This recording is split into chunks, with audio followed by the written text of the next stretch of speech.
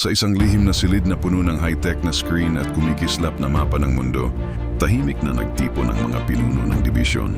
Ang bawat mata ay nakatuon sa gitna. Ramdam ang bigat ng responsibilidad sa bawat galaw ng mundo. Mula sa malayo, ang boses ng pulang pinuno ay dumampi sa isipan ng lahat. Ang balanse ay hindi biro. Ang bawat galaw ng leader, bawat desisyon sa bansa ay sinusukat at tinuturing. Tandaan ninyo, ang kapangyarihan ng dibisyon ay hindi para sa sariling galak, kundi para sa seguridad at kaayusan ng mundo. Tumango ang bawat pinuno. Ramdam ang bigat at respeto sa tinig na iyon. Habang sa labas, ang mga leader ng mga bansa ay tahimik na nag-aalab ang isip.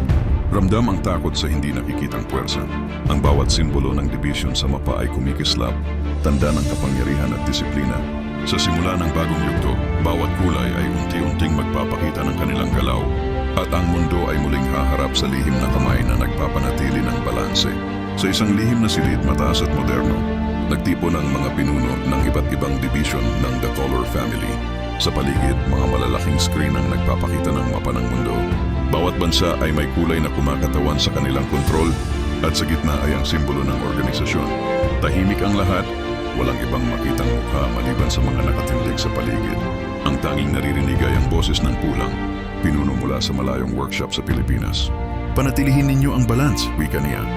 Mahinahon at mabait ngunit may bigat sa tunog, huwag maging gahaman. Ang mundo ay napapailalim sa ating pagmamasid at bawat galaw ng leader ay sinusukat. Tumayo ang dilaw na pinuno at nagsalita, malinaw at tiyak. Sa Europa, Amerika at Asia, napilitang bumaba ang ilang makapangyarihang presidente. Ang kanilang ekonomiya ay nagbago sa ilang linggo. Ang mga elite ay natakot sa pagkawala ng kanilang impluensya. Hindi ito aksidente. Sinusukat natin ang bawat desisyon, bawat galaw, para mapanatili ang balanse at protektahan ng maraming tao. Napatingin ang bawat pinuno ng dibisyon sa screen. Ramdam ang bigat ng sinabi at walang makapagsalita. Ang bawat bansa, patuloy ang dilaw, ay tinutulungan na ngunit pinapakita ang limitasyon. Walang isa sa inyo ang may kontrol sa kabuuan. Lahat ay nakasalalay sa organisasyon at damang aksyon ng bawat division. Sa isang sulok, ang asul na pinuno ay tahimik, ngunit ang mata ay nakatutok sa mapa at mga datos. Sinusuri ang bawat galaw ng dilaw. Nakikita ninyo ang boses ng pulang pinuno. Ang dilaw ay simbolo ng balanse. Iba pa ang mga kulay na susunod. Matuto kayong makinig at kumilos ng may disiplina. Ang mundo ay hindi simple. Ang bawat galaw ay may epekto. Nagsimulang umikot ang kamera sa silid. Ipinapakita ang bawat pinuno nakatayo ng tuwid. Ramdam ang takot at respeto sa dilaw. Alam nila ang kapangyarihan nito. At sa labas, ang mga leader ng bansa ay natatakot sa kanilang galaw. Ang bawat hakbang, dagdag pa ng dilaw ay sinusukat. Ang mundo ay nakikinig at bawat galaw ninyo ay may epekto sa kabuuan. Panatilihin ang balanse at huwag maging sakim. Tumango ang bawat pinuno ng division. Ramdam ang bigat ng salita. Alam nilang sa isang kulay lamang ay kayang baguhin ang takbo ng mundo. Kaya paano pa kaya kapag nagsama-sama ang 10 division? Sa labas, ang mga presidente at hari ay natakot. Ang ekonomiya ay gumagalaw at ang bawat desisyon ay may epekto. Sa loob ng lihim na silid, ang dilaw ay nagpapatuloy sa kanyang ulat. Sinusubaybayan namin ang bawat leader. Ang kanilang takot ay totoo at alam nilang walang sino man sa kanila ang may kontrol sa kabuuan.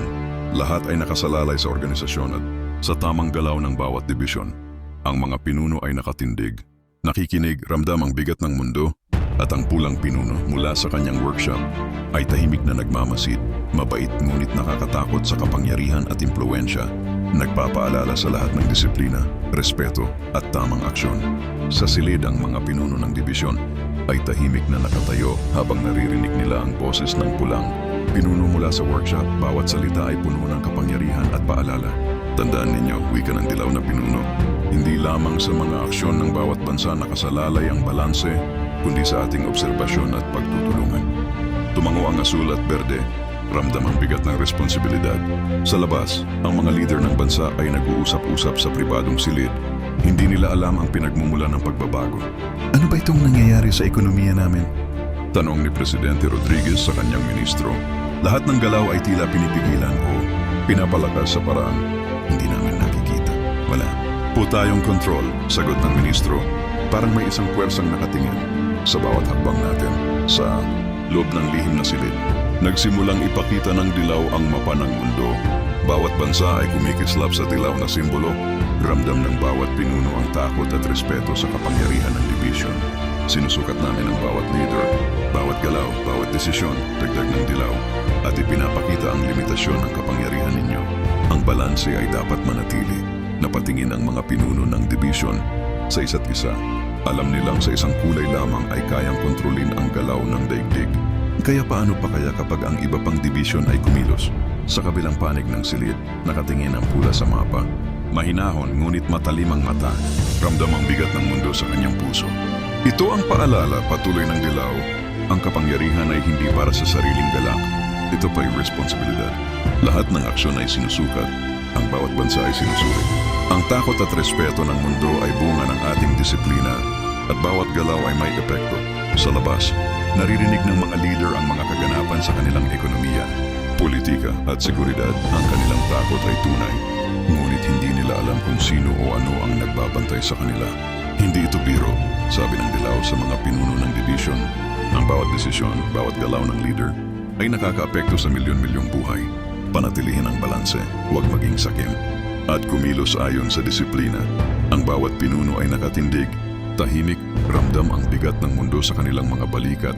Alam nilang sa iisang kulay, nakasalalay ang kinabukasan ng lahat.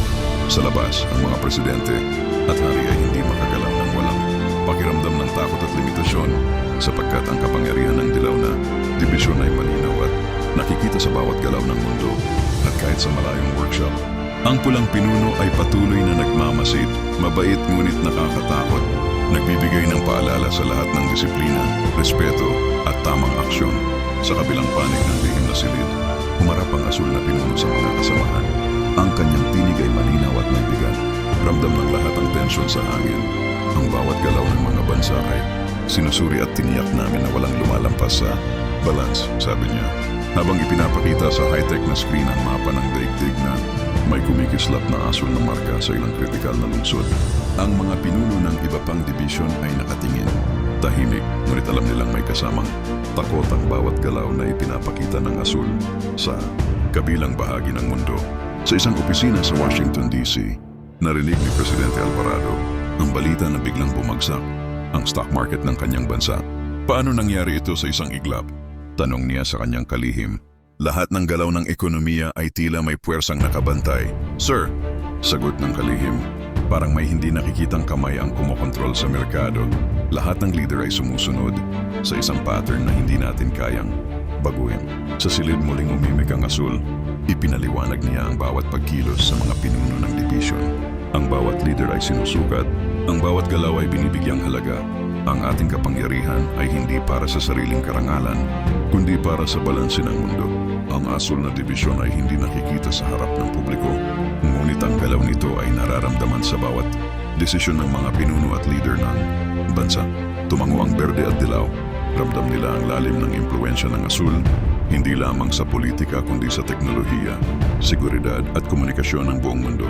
Sa isang pribadong silid sa Europa, si Chancellor Weber ay nagulat sa biglaang pagbagsak ng kanyang administrasyon.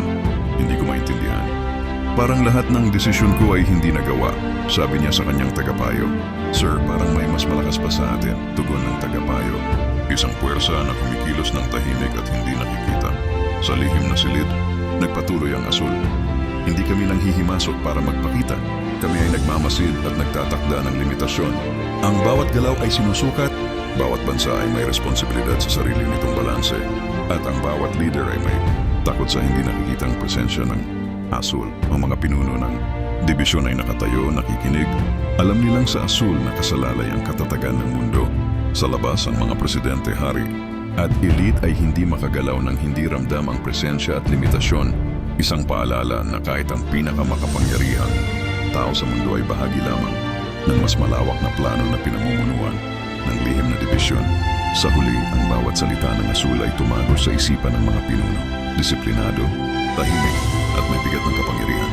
Habang sa bawat bansa, ang galaw ng mga lider ay unti-unting naaayon sa itinatag ng dibisyon. Isang patunay na ang asul ay higit pa sa nakikita. Isang puwersa na kinatatakutan ng mundo, ngunit tahimik na nagbabantay sa balanse ng lahat.